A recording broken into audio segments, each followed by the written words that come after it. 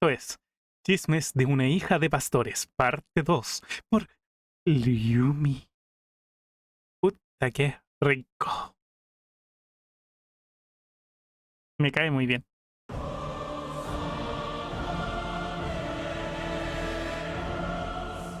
En mi prepucio metálico para guardarme Mi prepucio metálico. Ah, partimos bien. de todas las barbaridades que voy a decir el día de hoy.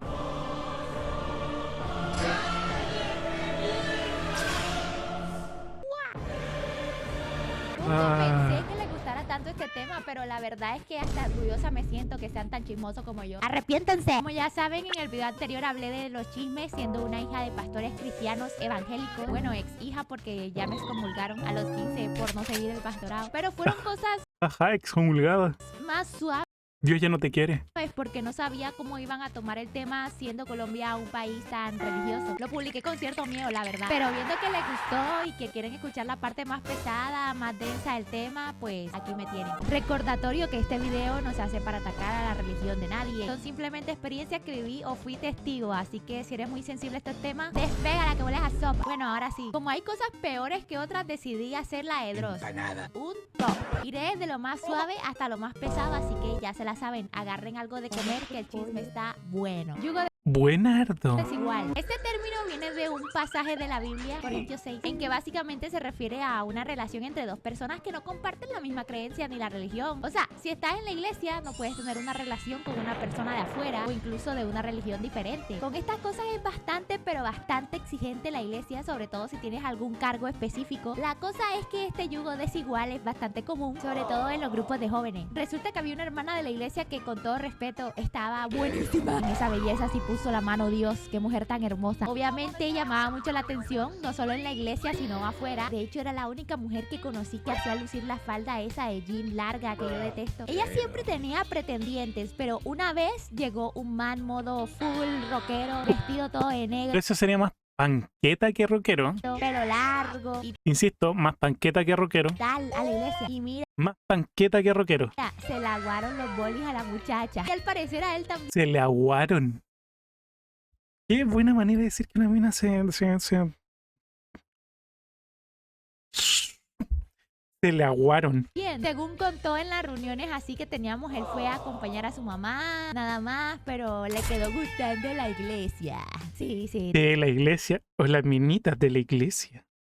te creemos, hermano. Claro, los dos empezaron a hablar más y tal, pero el pastor se metió y le señaló a ella lo del yugo desigual, que eso le traería es pecado y ruina y demás. Y bueno, ella como que habló con él al respecto y el muchacho hizo lo que yo no aconsejo a nadie, que es cambiar de religión por una persona. A ver, No hay que hacer eso. No cambies, no cambies nada por un culo.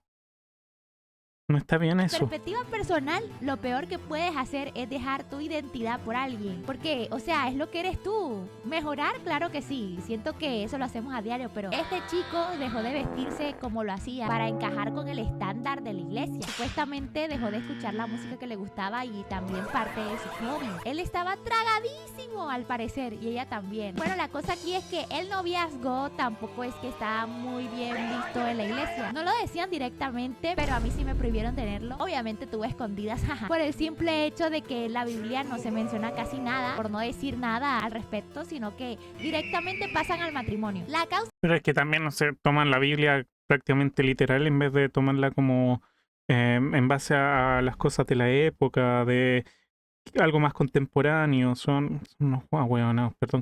Perdón, Ryumi, no me pegues, pero es que eso a veces pasa. Por favor, no me pegues con tu poder de super burrita verde colombiana. principal es que según esto le da la puerta abierta al diablo, porque los jóvenes se queman. O sea, quieren tener sexo y tenerlo antes ¡Sexo gratis! de casarte, pues es visto como pecado. Tengo mis opiniones divididas con respecto a esto. Por un lado, la verdad es que es chévere saber que tu pareja con la que te casaste se guardó solo para ti. Y por otro lado, ¿te imaginas aguantar las ganas por ¿Y que tu pareja lo haga mal? no sé cuánto tiempo. Y cuando llegue la hora de la verdad no te guste nada, ni lo que ves, ni lo que hicieron. Eso debe ser horrible. Pero en fin, la cosa es que a ellos lo reprendieron al respecto de que se estaban quemando, de que veían muchas caricias, muchos besos, bla, bla, bla. Así que prácticamente los obligaron a casarse. Y bueno, ellos ni cortos ni perezosos se casaron. Una boda Picocharon. pequeña, bonita, ¿para qué? Yo comí mucho ese día. No los volvimos a ver como por 2 semanas. Nadie dijo nada porque, ajá, estaban de bodas. Pensábamos que habían viajado, no sé qué. Bueno, resulta que la chica vuelve sola. Nos pareció raro y bueno, ya hablando con ella, lo que pasó fue que se habían divorciado. 2 semanas duró el matrimonio. No dio detalles al respecto, me dio cosa porque sí dijo que se sintió utilizada, pero ajá, saquen sus conclusiones. El otro caso fue en otra iglesia en donde mis papás iban seguido de invitados. Es que el pastor de esa iglesia nunca me cayó bien. Era increíblemente machista y a la vez bien morboso. Resulta que él era soltero y tenía una iglesia más o menos grande. A mí se me hacía curioso que cada vez que iba allá siempre estaba predicando sobre este yugo desigual, en cómo afectaba tu vida y tal, y que más bien deberían soltar esa cadena. Todo raro, hasta que un día comprendí por qué, porque una amiga de esa iglesia me contó. Resulta que allí iba una señora que estaba casada, pero siempre iba sola. Cuando empezó a ir más seguido y ella empezó a hablar más de su vida personal y tal, contó que su marido era católico y que bueno, básicamente tenía otro punto de vista con respecto a las iglesias y a la religión en general. Imagínense que el pastor entonces empezó a malaconsejar. El pastor quería tirarse a la señora. Prácticamente que amenazar al esposo. O sea, que si no iba con ella, por ejemplo, al culto del martes, se dejara de cocinarle por un tiempo y que si le decía excusas como que estaba cansado del trabajo, sabría si realmente era el esposo que Dios, entre comillas, tenía para ella o no. Bueno, resulta que ella le hizo caso y pues el marido no fue. Imagina ser el esposo y llegar después de una jornada de trabajo y que te pidan ir a oír un sermón. La verdad yo tampoco tendría muchas ganas, así que no lo juzgo. La cosa es que el pastor se metió bastante en la relación de ella porque resulta que le había llamado la atención. Entonces le decía que Dios para ella tenía cosas mejores y entre otras cosas. Ella terminó divorciándose de su marido de años. Ay, no. Y se casó con ese pastor. Imagínense. Ayunos y vigilias. Mis 2 cosas más odiadas. Sobre todo que yo no podía faltar prácticamente a ninguna. Era la única pianista ahí. El ayuno yo supongo que saben qué es. Aunque hay varios tipos, los que se hacían en la iglesia eran dejar de comer completamente por un tiempo específico. Lo único que podías hacer era tomar agua. En mi iglesia había cada sábado un ayuno de mediodía, pero había momentos en que hacían retiros para ayunar. Como siempre, no me podía escapar. Antes de entrar a la finquita o el lugar en donde íbamos a hacer el retiro de ayuno, nos revisaban para ver si alguien se coló algo, algún alimento, un dorito, una galleta, lo que sea. En el mejor de los casos, llegábamos a colar cositas. Sobre todo si era de jóvenes. Ya cuando era mixto, era más complicado el asunto. Esto pasó un día en que nos revisaron tan tremendo que no solo nos confiscaron la comida, sino también hasta unas tangas que trajo una nena. Era un retiro de 4 días, con ayuno de 3. 3 días sin comer, pura agua nomás, y orar para que las oraciones supieran algo, no sé. El primer día todo normal, todo tranqui, porque la verdad comí muchísimo antes de ir, que era lo que siempre hacía. El segundo día fue cuando ya todos empezamos a notar las fallas. A unos nos dolía la cabeza, otros empezaban a orar para que el agua le supiera pollo. Pero había un chico en específico que notábamos que estaba como cambiando de color. La verdad no lo conocía porque en esos retiros... El weón era diabético y se le bajó el azúcar. No. A veces entraba gente de otras iglesias, otros grupos, pero dijo que era su primer retiro con ayuno. Claro, todos nos miramos y dijimos, este man se va a ir con Jesús. Le dijimos a los superiores y ellos solo dijeron que les diéramos más agua y ya nos fuéramos, que nos estaban esperando para la vigilia. La vigilia es quedarte despierto toda la noche, sin más, orando. No puedes dormir porque, claro, muchos aprovechando que uno está con los ojos cerrados, echan la dormidita, pero siempre había alguien pendiente para sacudirte si eso pasaba. Incluso a los de música nos obligaban a tocar más fuerte cuando veían tu que madre estaba pegando el ojo. Qué terrible. Y sí, Cookie, mujer ingrata. Sonar así fuerte para despertarlo. Imagínate tú 2 días sin comer y que aparte no puedas dormir. Yo no sé cómo llegué a normalizar esto, la verdad. Eso es tortura. Sobre todo teniendo que 12, 13 años. La vigilia se acababa a las 6 de la mañana. Así que se imaginarán todos, a las 6 de la mañana estábamos como zombies yendo a los cuartos. Hubo uno que empezó a comer las hojitas de un palo de limón del hambre que tenía. Al día siguiente, vean, yo tenía mareo, el cuerpo sentía que no me respondía. Resulta que el chico que había cambiado de color, en un momento que estábamos hablando, se desplomó. No, se Nos desmayó. quedamos fríos. Y yo en mi mareo, lo que sea, empecé a gritar para que los encargados llegaran. Bueno, llegaron y el pelado no respondía. Yo dije, se murió este man. Tuvieron que llamar a emergencias y se suspendió el retiro. El chico no murió ni nada, pero sí quedó mal un tiempo. Eso llegó a escalar hasta demanda por parte de los papás y quedó en nada porque los papás fueron quienes lo mandaron al retiro. Bueno, cuidado que los chismes están por ponerse peor. Iglesia y política. Uno ignora el poder que tienen los cultos hasta que llegan las elecciones, de lo que sea. Y los políticos lo saben. Es en la época de campaña cuando van a cada iglesia para que mires qué tan religiosos son. Incluso saltan entre religiones para ganarse el voto Sí, siempre han saltado entre religiones para conseguir más votos. Eso se sabe. de las masas. Y la verdad es que se maneja de forma bastante estricta, porque algunas de las iglesias también sacan un buen provecho. Sí, eso es más cristiano, pero es que tratan de asumir como el tema de la hambruna, del tema de lo que pasó el pueblo de Dios en el desierto, y es como, bueno, Dios pasaba maná para que comieran.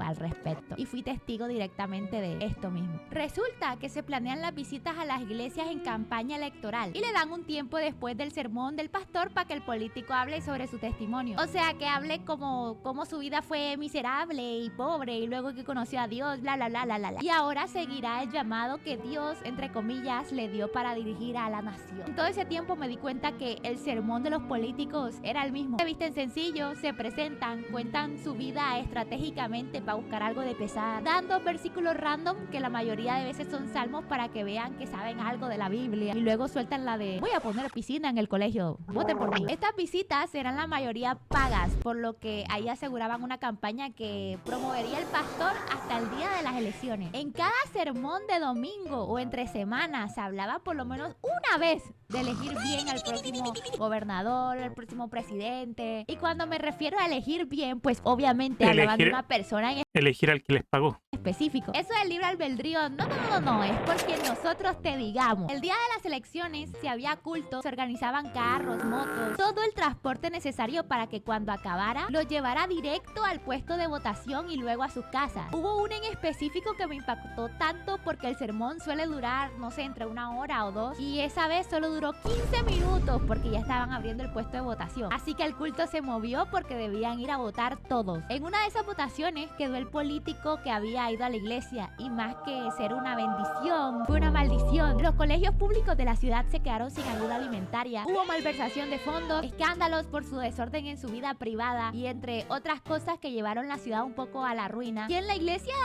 Eso también aquí es legales acarreos de gente. si no hubiera pasado nada, porque la mayoría de veces es así, tiene memoria selectiva. Paga por tu milagro. Todos los años, los pastores o profetas más famosos organizan una serie de campañas masivas de sanación y milagros. Algunas pueden ser gratis, pero dependiendo de la fama del predicador, puede costar millones de pesos. Y es que claro, estas campañas las hacen en estadios o lugares enormes y la gente va y paga porque precisamente está desesperada buscando una respuesta o verdaderamente que un milagro pase. Siempre la desesperación hace que la gente haga lo que sea. No me voy a poner a discutir sobre la veracidad de ciertos milagros, pues hay algunos, sobre todo los que son masivos y televisados, que resultaron ser falsos. Pero hay personas que testifican que sí tuvieron respuesta, entonces cada quien. Hubo un caso de una familia que fue a la iglesia que se endeudó para ir a una de estas campañas caras con profetas de otros países y así, porque el esposo estaba enfermo. La verdad no me acuerdo específicamente qué era, pero era algo en su cerebro. Lo oraron, lo hicieron tirar al piso, pero nada, el esposo seguía igual. Se endeudó nuevamente para ir a una campaña en Estados Unidos con un pastor famoso. Aquí ni siquiera lo oraron a él en específico, sino que bueno, él tiraba las oraciones en el aire y según era cuestión de que la gente creyera en ellos y así serían sanados. O sea, culpa tuya si no te sanas porque tienes poca fe. Tampoco pasó nada. Lastimosamente, el esposo falleció y la señora tenía una deuda masiva por todos los gastos. Horrible, weón. La señora tuvo que pedir prestado con pagadiarios para pagar estas otras deudas, pero los que saben de estas vainas, sabes que por lo general, si no le pagas a esta gente, pues terminas mal. Primero empezaron a quitarle cosas personales, pertenencias, y por último, pues la señora no apareció más. Uno piensa lo peor porque probablemente es así, pero ojalá esté equivocada. Horrible, la verdad. Lo peor era que Ay, la Rumi ni sabe qué pasó con la señora todavía. Ay, qué terrible, weón. lo único que se hacía era orar y hay un momento en que no se necesita eso, se necesita ayuda real. Pero ajá, la otra cosa es que me acuerdo que en ese tipo de programas donde transmitían estas campañas se llamaba Enlace el Canal, no sé si sigue existiendo. Tú podías pagar llamando a un número o escribiendo un número y escribías tu petición y lloraban por eso, pero todo era pago también. Fe que mata. Si el anterior les pareció pesado, este le va a parecer mucho peor. Había una señora muy querida en la iglesia, muy linda, muy amable, sobre todo muy servicial. Lastimosamente un día nos llegó con la noticia de que tenía cáncer. Esto obviamente pues impactó mucho a la iglesia, a la familia y en general a todas las personas que la conocían. Apenas esto pasó, pues claramente empezó toda la iglesia a ponerse de acuerdo para orar por ella. Se hicieron ayunos, se hicieron vigilias, todo muy bonito. O sea, recurrir a esta gente como única opción es lo peor. Y pasarles dinero, no, mejor pagar un tratamiento médico. Que de alguna forma pedir que se sanara. Todo iba normal, ella iba a sus tratamientos, quedó calvita y todo. Me acuerdo que la hacíamos reír por lo calva y tal. Nos tomábamos todo con humor. Hasta que un día, no sé por qué, el pastor quería hablar con ella. Me enteré que lo que le dijo básicamente fue que necesitaba poner su fe 100% a Dios porque Él no nos da carga que no podamos soportar. Y ponía de ejemplo la historia de Job, que es una historia horrible. O sea, Dios le hizo pasar de todo para probar su fe. Entonces pensó que era una situación similar. Y según él, poner su fe 100% a Dios significaba para él, en esa retorcida mente, era dejar todos los tratamientos, doctores, etcétera, para que confíe por completo en la voluntad de Dios, entre comillas. Vean, yo siento que Pastor culiao saco wea, hermano. No solo es el caso de esta, sino de muchas iglesias, personas fanáticas que demonizan cosas como la medicina, la psicología y todo eso. A mi parecer, siempre puede haber un balance, porque si Dios es el dueño de todo, pues Él creó los doctores, ¿no? Él creó los psicólogos por algo. Pero en algunos cultos, la ciencia es muy mal vista. Ay de ti si se te da por cuestionar la creación, por ejemplo. La cuestión es que la señora lastimosamente le hizo caso y dejó su tratamiento, dejó todo lo que tenía que hacer para pues controlar ese señora, cáncer. Su ¿por familia qué? estaba dividida en quienes la apoyaban y en quienes no, claramente. La señora al poco tiempo después lamentablemente falleció. Esto siempre me ha quedado en la cabeza porque para mí esto fue homicidio, que no escaló más, porque homicidio. los más allegados eran también mega fanáticos. Entonces si había muerto era porque Dios así lo había querido y no porque les habían satanizado su tratamiento, que incluso pudo haberla dejado vivir más tiempo. Y bueno, no me queda más que finalizar diciendo nuevamente, no tengo nada en contra de la religión. Soy testigo también que hay muchas personas que en su vida les ha ido para mejor, pero todo de forma sana. No es lo mismo ser religioso a ser fanático. Sí, esa es la gran diferencia. Esta clase de cosas. Por el fanatismo ciego hacia una entidad o hacia una persona que dice hablar la palabra de Dios. Así que por favor tengan cuidado con ustedes y con su familia. No cuento todo lo que me pasó a mí directamente, castigos en general, porque ya siento que es demasiado personal. Siento que si cuento eso me voy a poner a llorar. Gracias por ver este video. Ojalá que no me meten problemas legales otra vez. Nos vemos. Cuídense. Chau. Igual le está yendo bien, 60k de vistas en un mes. Una glande la Yumi. Una glande la Yumi. Una glande.